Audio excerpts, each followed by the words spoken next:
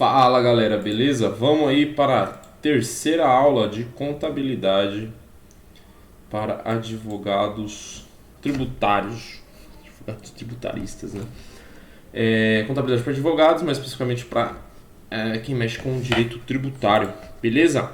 Vamos lá, a gente vai tratar nessa aula sobre ainda a última aula dos conceitos, porém a gente vai descer um pouco mais para a prática, a gente vai colocar um pezinho na prática e as próximas aulas já não são mais conceituais, serão só práticas, só exercício, aplicando tudo que a gente aprendeu aqui nessas três aulas, né, incluindo essa, que são as conceituações e as delimitações de conceitos contábeis que são úteis aí, né, para as próximas aulas. A gente vai fazer exercício e descer um pouco mais para a prática. Então essa aula aqui é meio que um link de todos os conceitos, revisitando os conceitos, descendo para a prática, mostrando alguns exemplos práticos, né? E para aplicar nas próximas aulas, né? Que serão dos exercícios. E para isso, a gente vai ter que entender primeiro o fato contábil. Por que a gente tem que entender isso agora? Porque tudo que a gente vai falar nos próximos slides, eles vão ser sobre fatos contábeis. Aí a gente pensa, o que é fato contábil? Como essa aula é um pouco mais para advogados tributaristas, eu espero que vocês saibam que sejam fatos jurídicos. Para fazer uma analogia, né, sobre fato contábil. Fato contábil, assim como um fato jurídico, são fatos da vida reais. Por exemplo, coisas que acontecem na vida real que são relevantes para o direito ou para a contabilidade. Voltando para o fato contábil, então são coisas que acontecem na vida real, que também acontecem na contabilidade, que são interessantes para a contabilidade. Por exemplo, tudo que acontece dentro de uma empresa tem que ser registrado pela contabilidade, perfeito? Isso é óbvio. Mas eu vou registrar na contabilidade que o CEO ou CFO traiu a esposa com a secretária? Não tem relevância nenhuma com contabilidade, então não é um fato contábil. Mas por não ser um fato contábil, não quer dizer que não existiu na vida real, existiu. É um fato real, porém não é um fato contábil. Então ele não faz a subsunção de um no outro para ser um fato contábil. Então é um fato da vida real que a contabilidade ignora. Porém, esse mesmo fato real pode ser um fato contábil, porque se o CFO traiu a esposa dele, gerou um escândalo no compliance da firma, e as ações despencaram, e isso gerou um fato contábil, certo? Essa queda de ação, ou queda de receita, ou um boicote dos clientes, seria um fato contábil, percebe? Então, seria registrado. Então, vamos lá, o conceito. Fato contábil é aquele que provoca modificações no patrimônio da entidade, sendo, por isso, objeto de contabilização através de conta patrimonial ou conta de resultado, podendo não alterar o patrimônio líquido. Percebe? São fatos, acontecimentos da vida real que são relevantes para a empresa. Bom, vamos também passar pelo tempo de reconhecimento. Isso aqui eu já bati na tecla umas 2, 3 vezes, mas não é de todo repetitivo repetir. Então, a gente sabe dos princípios das aulas anteriores que a gente viu que a contabilidade é regida sobre vários princípios, dois dos quais é o princípio da competência e o da prudência. Por que esses dois em conjuntos formam o que a gente vai ver aqui?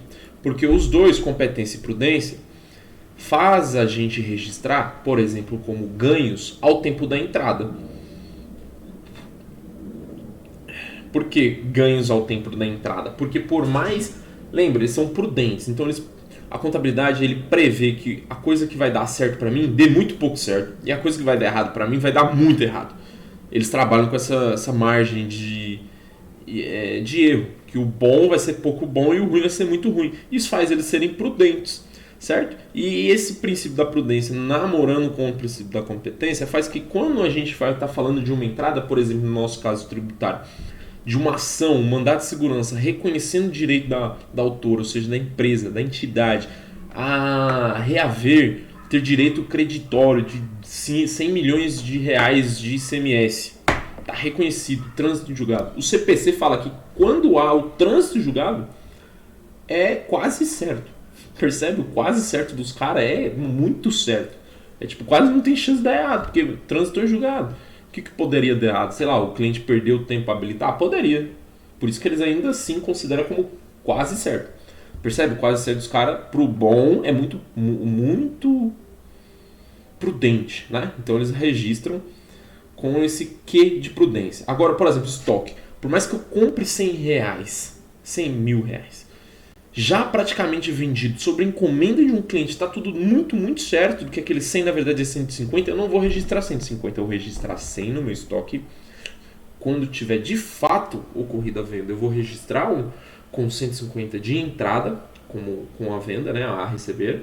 E aí eu abaixo o estoque que entrou de 100, o que eu tinha de 100, eu dou baixa de 100 de estoque pelo consumo, pela venda do produto. Então, de novo, princípio da prudência. Por mais que já esteja vendido, eu vou registrar apenas na entrada do capital. Então, os ganhos é só quando eles são realizados. Pelo princípio dos dois princípios aí que a gente já falei. E na perda, quando já provável, tipo assim, tem inaplicável, difícil, né? Provável e possível, né? Possível e provável, desculpa, o contrário. No provável, que é um pouquinho mais do que possível, o que seria provável? Seria tipo 50% de chance mais 51% de chance de perder uma ação judicial, por exemplo, já é provável. Então ele já registra a possibilidade da perda.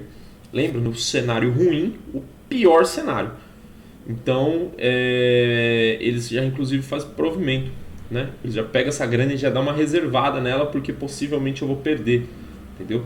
Mesmo que não perca, já vai registrado, porque tem essa possibilidade de perda sendo como provável. Beleza, agora a gente vai falar dessa porcaria de crédito e débito, que eu não entendi a lógica disso aqui. Eu pesquisei, vi aula, vi uns 4, 5 pessoas falando para ver se eu entendi uma lógica para explicar para vocês, mas todo mundo dá um chororô diferente e ninguém foi convincente em me convencer. Então, a gente sabe que ativo é igual passivo mais PL.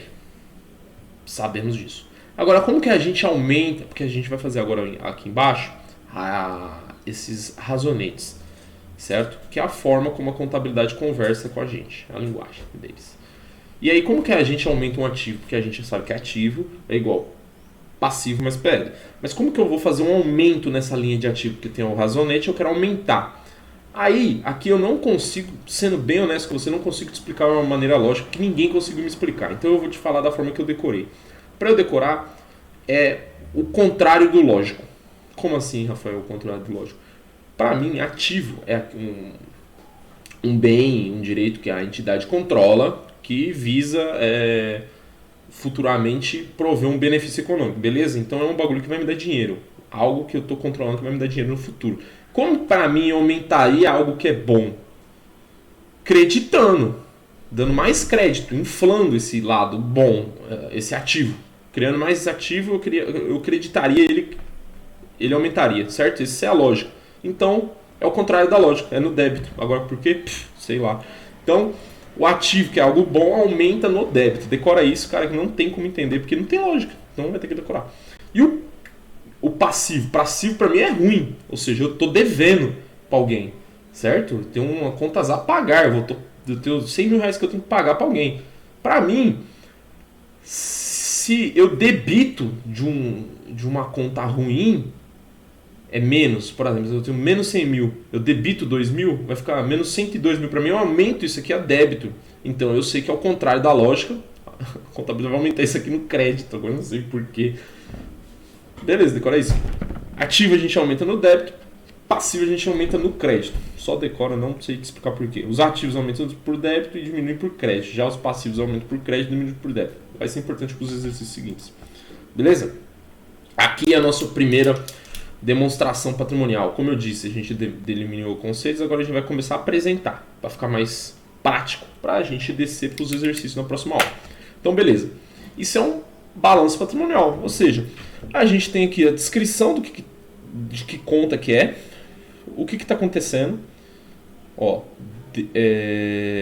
no banco, né? Há um movimento devedor de 90 e 0 de credor. No estoque, há um movimento devedor.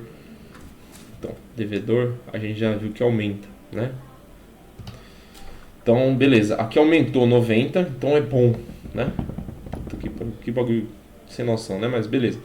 Aqui aumentou a 10, aqui aluguel a pagar, credor, ou seja, aumentou um passivo, certo? Aumentou um passivo de 2, então eu tenho que... Aqui geralmente é 2 vezes 1.000, então é 2.000, certo? Depois não tem que ficar digitando várias casas decimais aqui. Então eles põem 2, mas geralmente é em R$ 1.000, né? Então 90.000, 10.000, 2.000. Capital social 100.000. Beleza? Então a gente vai fazendo um condensado, né? Essa é a função do balanço patrimonial. Fazer um balanço, demonstrar, certo? E aí eles agrupam, né? Sempre tem que bater, tá vendo? Ó, que sempre bate um lado, bate com o outro. Isso aqui é um princípio da partilha dobrada.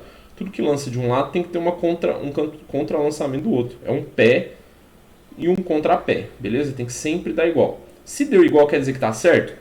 Mais ou menos. Porque eu posso ter lançado em lugares errados, tá vendo? Eu posso lançar esse 2 aqui como estoque, que ainda vai dar 102. Então é um primeiro passo importante bater, mas não quer dizer que tá 100% certo. Quer dizer que pelo menos está batendo. É um indício. Mas aí também tem que saber se os lugares que eu coloquei o dinheiro estão certos, porque também é importante, certo? Então esse é o primeiro balanço patrimonial que a gente mostrou. Importante para a gente ver para os exercícios seguintes. DRE, o que é isso? Nada mais é do que uma lupa do lucro ou prejuízo. Porque como a gente viu no exercício anterior, ó, esse é o mesmo do que o exercício anterior. Então, a gente pega e aqui é meio que um compiladão, um condensadão das contas, certo? Então, para a gente dar um zoom e abrir esse explicativo, a gente precisa do DRE. Por que o DRE é tão importante para o direito tributário? Vamos explicar aqui. Ó. O DRE ele pega esses prejuízos, lucros, tá vendo aqui, ó, menos 2, e dá um zoomzaço neles, abre todos os descritivos pormenorizante, pormenoradamente. Tipo, o que entrou, o que saiu, o que entrou, o que saiu. E não mostra só o resultadão. Por exemplo, tá dando menos 2 ali. Isso é um resultado de várias entradas e saídas. Então o DRE ele expande essas demonstrações para elas serem mais explicativas. E por que era tão importante, como eu estava dizendo? Por 3 motivos a favor e 3 contras. Que ela possibilita a gente fazer 3 coisas e não possibilita a gente fazer 3 coisas. Primeiro, possibilita uma análise da empresa e das suas respectivas cargas tributárias. A gente consegue ver, a firma gasta tanto, a firma paga tudo isso de tributo, a gente consegue fazer uma análise. E por conta dessa análise, a gente consegue o segundo passo, que é um estudo sobre os impactos de uma determinada medida e suas consequências no resultado da empresa. Então, por exemplo, se eu deixar de recolher ICMS dessa forma, se eu montar uma filial em Barueri para pagar menos ISS, então vai baixar para tanto. Então eu consigo fazer todo uma análise, um estudo, deixando de pagar tanto de ISS, como que vai funcionar o meu resultado aqui da empresa. Beleza? Eu consigo fazer esse estudo. Porém, não é possível fazer 3 coisas com a DRE. Calcular o imposto, não, porque eu vou precisar de um balanço, um balancete mais explicativo ainda, beleza? Então eu não consigo calcular o imposto. Não consigo calcular a apuração de crédito PIS e COFINS, porque aqui eu tenho que ver um negócio mais jurídico também, da essenciabilidade e relevância, né, para a produção. Verificar sobre o que se toma crédito de ICMS. Para tudo isso aí é necessário o balancete, porque a gente precisa ver mais detalhes ainda, porque a DRE é um conglomerado, né? É um condensado, um pouco menos condensado do que o balanço patrimonial, mas ainda assim condensadão. Beleza? Agora a gente vai para a DMPL, que é a demonstração das mutações do patrimônio líquido. Nome autoexplicativo. É um documento contábil que as companhias fazem para evidenciar as alterações do seu patrimônio líquido. Tudo que foi feito pela companhia que alterou o patrimônio líquido. Ou seja, emissão de ação, pagamento de dividendos, juros sobre capital próprio, dividendo, reserva de lucro. Tudo que aconteceu que mudou aquele PLzinho, né, que é ativo, igual passivo mais PL, então a gente está falando desse último, PL. Tudo que envolveu mudanças desse último aqui, o PL, é demonstrável pela demonstração da mutação do patrimônio líquido. DFC, lembra que eu falei lá em cima? Que tudo é princípio da competência, ou seja, do evento, e não de quando você recebe dinheiro, menos algumas exceções. A DFC é uma das exceções, ou seja, a demonstração de fluxo de caixa. Como ela demonstra o fluxo do caixa, é óbvio que vai ser pelo regime do caixa, certo? De entrada e saída de dinheiro, não da competência do evento. beleza? Então aqui a gente quer ver quanto que a firma está gastando. Aqueles gastinhos de dia a dia, sabe? Entrou 10 por conta dessa aplicação, saiu 5 porque eu tenho que pagar funcionário, É o entrada e saída do caixa. Estou com caixa aqui, tem entradas e saídas. Então, deve ser uma demonstração de fluxo de caixa, que é um relatório contábil, são listadas as origens de todos os recursos que a empresa obteve em um certo período de tempo e como eles foram aplicados. Suma, ele traz todo o movimento de entrada e saída do caixa da empresa. Nele deve haver todas as entradas e saídas de dinheiro do caixa da empresa em um certo período, além de apresentar quais foram os resultados desse fluxo. Aqui não é o regime de competência, né? Lembra que eu falei? Aqui é dinheiro entrando e saindo. DVA, isso eu achei muito interessante, porque eu nunca tinha visto em outras empresas. Eu acho que é porque não é obrigatório, mas é muito legal. A demonstração do valor adicionado, visando mensurar o valor da riqueza gerada pela companhia para a sociedade, né? A sua distribuição entre os elementos que contribuem para a geração dessa riqueza, tais como empregado, financiadores, acionista, governo, entre outros, bem como a parcela da riqueza não distribuída. Tem um apelo um pouco social, como que ela agregou para a sociedade. Eu achei isso muito legal. Por exemplo, a empresa que faturou 100 milhões. Desses 100 milhões, a gente pagou os empregados, a gente investiu em pesquisa e tecnologia, a gente pagou esse tanto desses 100 milhões, esse tanto foi para o governo a título de tributo, pagando tributo para que ele redistribua na sociedade. Então, tipo, olha como que a gente contribuiu aí com a sociedade, com produção de riqueza, como pagamento de funcionário. Esse tanto aqui é lucro, não vai ser distribuído. Achei muito legal esse DVA. Aqui, ó, pessoal, remuneração, FGTS, benefícios, imposto. Goodwill, isso é importante para a gente saber para os próximos exercícios. É um nome difícil, uma conceituação muito técnica, alguma coisa muito simples. Goodwill, para mim, é ágil. O que é ágil? Ágil é aquilo que você paga por aquilo que ainda não é. Por exemplo, uma casa, exemplo da casa, até coloquei aqui. Comprei uma casa, certo? Eu comprei uma casa bem na rua que vai passar um metrô, certo? Então a casa vale 400 mil reais. A casa. Se eu somar o tijolo por tijolo, o valor do mercado dela dá 400 mil reais. Só que eu não vou pagar 400 mil reais. Tô comprando ela. Tem uma informação que vai passar um metrô daqui a um mês. Essa casa eu vou pagar ela por 600 mil. Essa diferença de 200 mil do que ela vale pro que eu tô pagando é o ágil. Tá vendo? É o goodwill. Esses 200 mil, na verdade, é um intangível. É alguma coisa que você não consegue ver, não tem valor, mas é uma promessa de que vai valer. Ou seja, vai valorizar. Essa casa aqui, quando eu for vender ela daqui a um ano, com o metrô já pronto, ela vai valer 600 mil.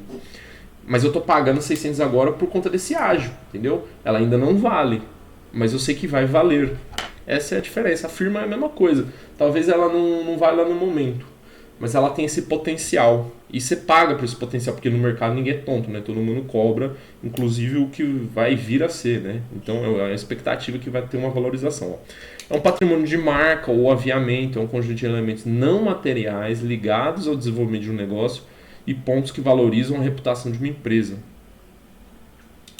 Eu acho que eu consegui passar, né? Não sei se eu fui tão didático, mas alguma coisa que é uma promessa que vai valer e eu já pago por isso, porque vai valer.